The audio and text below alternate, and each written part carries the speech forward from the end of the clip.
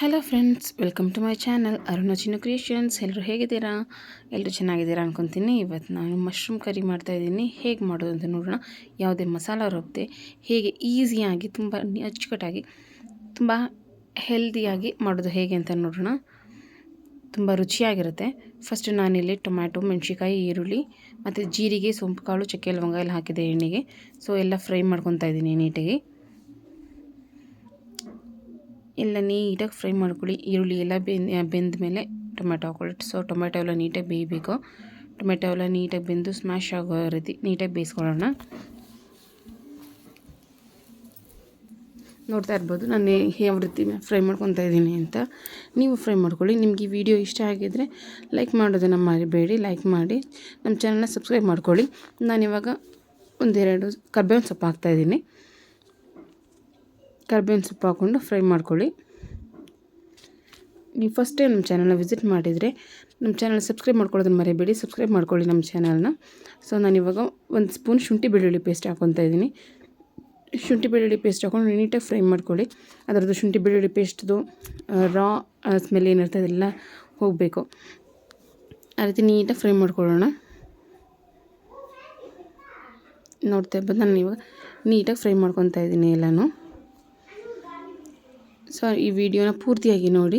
ಈ ವಿಡಿಯೋ ಇಷ್ಟ ಆದರೆ ನಿಮ್ಮ ಫ್ರೆಂಡ್ಸ್ ಆ್ಯಂಡ್ ಫ್ಯಾಮಿಲಿ ಮೆಂಬರ್ಸ್ಗೂ ಈ ವಿಡಿಯೋನ ಶೇರ್ ಮಾಡ್ಕೊಳ್ಳಿ. ಸೊ ಬ್ಯಾಚುಲರ್ಸ್ ಅಂತ ಆರಾಮ್ಸೆ ಮಾಡ್ಕೊಬೋದು ಇದನ್ನು. ಈ ರೆಸಿಪಿ ತುಂಬ ಚೆನ್ನಾಗಿದೆ, ತುಂಬ ಈಸಿಯಾಗಿ ಮಾಡ್ಕೊಬೋದು. ಸೊ ನಾನಿಲ್ಲಿ ಈಗ ಒಂದು ಸ್ವಲ್ಪ ಪುದೀನ ಸೊಪ್ಪು ಹಾಕ್ತಾಯಿದ್ದೀನಿ. ಸೊ ಪುದೀನ ಸೊಪ್ಪು ಹಾಕ್ಕೊಂಡು ನೀಟಾಗಿ ಫ್ರೈ ಮಾಡ್ಕೊಳ್ಳಿ.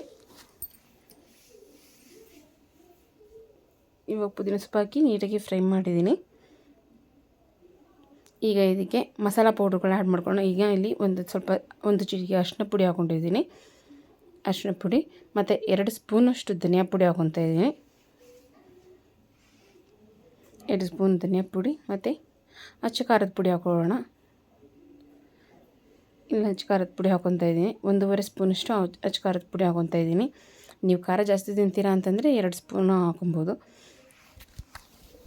ಸೊ ಎಲ್ಲ ಮಸಾಲೆಗಳೆಲ್ಲ ನೀಟಾಗಿ ಫ್ರೈ ಮಾಡ್ಕೊಳ್ಳೋಣ.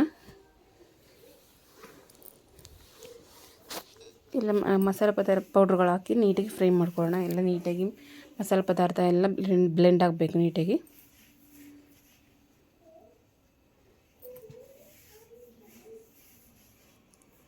ನೀಟಾಗಿ ಫ್ರೈ ಮಾಡ್ಕೊಳ್ಳೋಣ.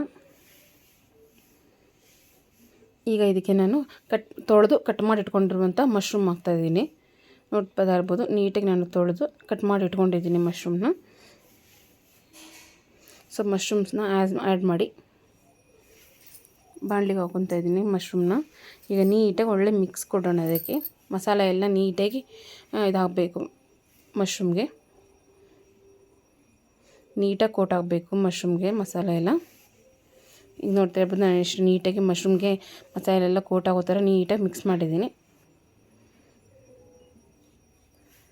ಸೊ ಇವಾಗ ಇದಕ್ಕೆ ಮಶ್ರೂಮ್ ಬೇಯೋಷ್ಟು ನೀರು ಹಾಕೊಳ್ಳೋಣ. ಜಾಸ್ತಿ ನೀರು ಹಾಕೊಳ್ಳೋದು ಬೇಡ, ಯಾಕಂದರೆ ಮಶ್ರೂಮ್ ಬೇಗ ಬೆಂದೋಗುತ್ತೆ.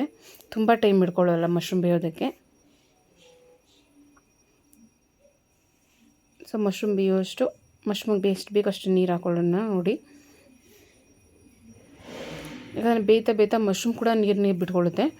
ಸೊ ಹಾಗಾಗಿ ತುಂಬ ನೀರು ಹಾಕೋದು ಬೇಡ. ಈಗ ರುಚಿಗೆ ತಕ್ಕಷ್ಟು ಉಪ್ಪು ಹಾಕ್ತಾಯಿದ್ದೀನಿ. ರುಚಿಗೆ ತಕ್ಕಷ್ಟು ಉಪ್ಪು ಹಾಕಿ ಇವಾಗ ನೀಟಾಗಿ ಮಿಕ್ಸ್ ಮಾಡ್ಕೊಳ್ಳಿ. ರುಚಿಗೆ ಉಪ್ಪು ಹಾಕಿದ್ಮೇಲೆ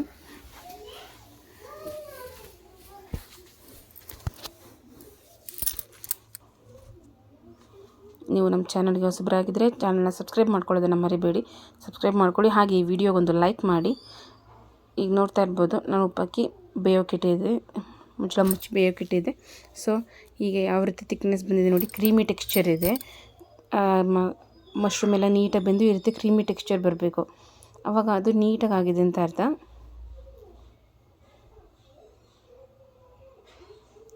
ನೋಡ್ತಾ ಇರ್ಬೋದು ಇಷ್ಟು ಚೆನ್ನಾಗಿದೆ ಅಲ್ಲ. ಸೊ ಇವಾಗ ನಾನು ದೋಸೆ ಜೊತೆಲಿ ಸರ್ವ್ ಮಾಡ್ತಾಯಿದ್ದೀನಿ. ದೋಸೆ ಜೊತೆಲಿ ಮಶ್ರೂಮ್ ಕರಿ ಸೂಪರಾಗಿ ರೆಡಿಯಾಗಿದೆ. ನೀವು ಒಂದು ಸಲ ಟ್ರೈ ಮಾಡಿ. ಹೇಗಿತ್ತು ಅಂತ ಕಮೆಂಟ್ ಸೆಕ್ಷನಲ್ಲಿ ಕಮೆಂಟ್ ಮಾಡಿ. Thank you.